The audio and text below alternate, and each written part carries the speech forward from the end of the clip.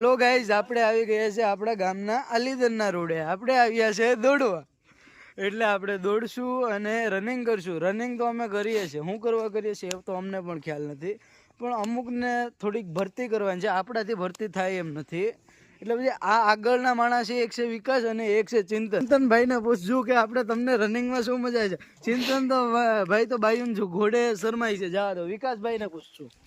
વિકાસભાઈ અમે ઉભા રહો.